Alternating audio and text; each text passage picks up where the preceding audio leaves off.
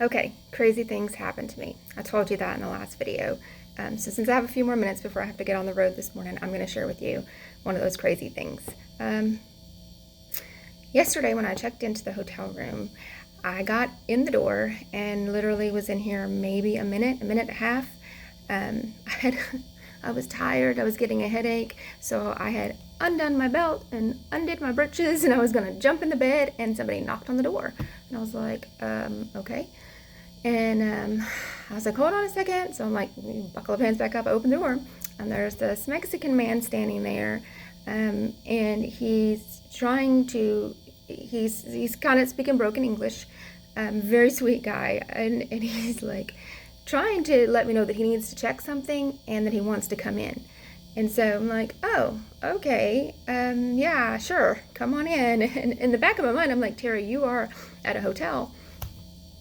You don't know what's going on, and you're inviting a man into your room. Well, he was explaining to me that there was something going on with the water. And I was like, okay. And he's like, come here, I'll show you. And so I'm like in the bathroom with this man, and he's telling me that there's 2 rooms in the entire hotel that are not getting hot water. My room and the room above me. I'm like, okay, so why didn't they just put me in a different room? I mean, it's a 3-story hotel. There's like 5 cars in the parking lot. And he's just like, hand on, he's like, see, it's no. And I'm like, okay, it's all right, And so I was like, okay, I'll just start unpacking some things. And he's in there and he's just making all kinds of racket. So he comes out and he's like, I gotta go. And first he's like, it's only gonna be a minute. Well, this is a few minutes into it, and he tells me he's gotta go get something. So he leaves and comes back. He's back in there making noise again and racket and carrying on. Well, I called my husband, just telling him how crazy this is, and I don't understand why they didn't just put me in a different room. Like, it's not that big of a deal. I can go to another room. But I'm thinking, okay, I'll just wait it out and see how it goes. So the guy, he's like, got the wrong screwdriver. He's got to go get a different screwdriver.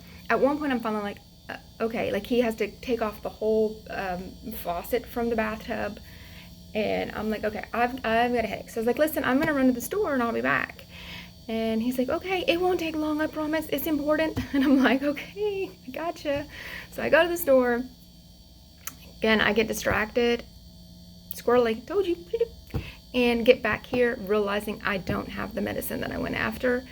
But he's gone. So take off my pants, take off my bra, like I'm getting in bed now, and there's a knock at the door again. Like, really? Hold on a minute. I gotta put my clothes back on. I open the door, and he's standing there just smiling, and he's like, I got one more thing. I got to put the caulk on.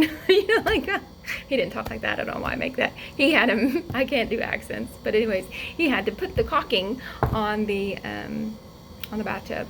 And so I'm like, all right. So he finishes that. And then I'm like, gosh, I just really, the 2 things I wanted when I got to the hotel was to take a shower.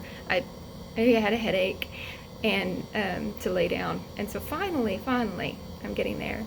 And then it dawns on me, when these crazy things happen in my life, it's usually because God's got an illustration to go with it.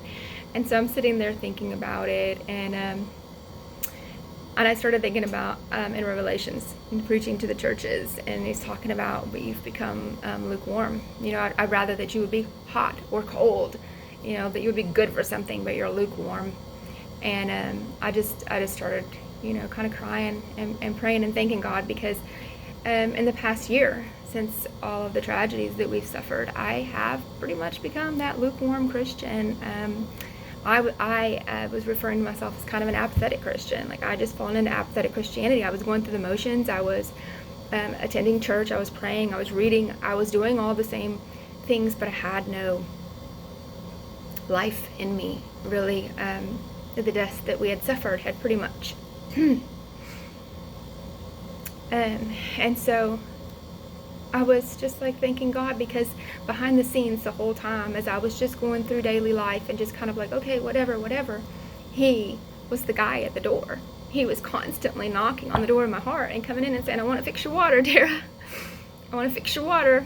And something else would happen, and he'd be like, oops, gotta go get this. I need this other screwdriver. I need this other part. And so the whole time, with every tragedy, everything we encountered over the last year, God was showing me that he was the guy.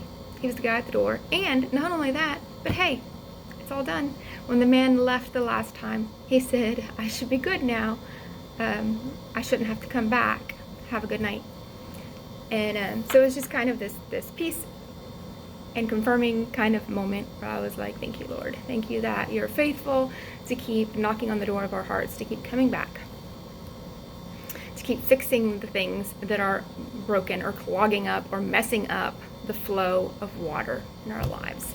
So I pray that through my crazy stories, you are encouraged to know that just as he is knocking on the door of my heart, he's also knocking on the door of your heart. And just as he speaks to me through these silly little situations, if you sit before him and you give him the time and say, Lord, what are you trying to show me through my daily interactions? And just pause and truly with an honest heart seek him for those answers. He'll reveal them to you. He wants to talk to you. All right, you guys have a wonderful day.